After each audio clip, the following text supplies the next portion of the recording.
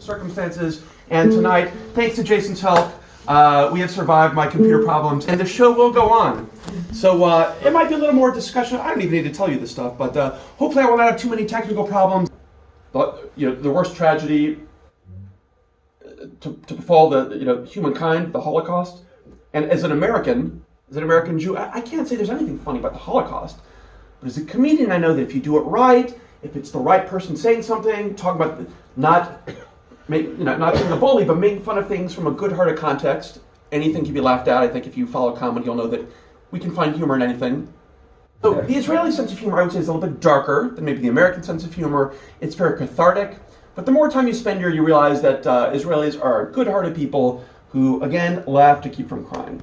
Benji, what's going to happen in the third election? What's going to happen with Iran? What's going to happen with the prime minister? And I always say, I have no idea. But if you want to stay up to date on Israeli politics, be sure to follow Israeli comedy. Thank you guys so much for coming tonight. I really appreciate it.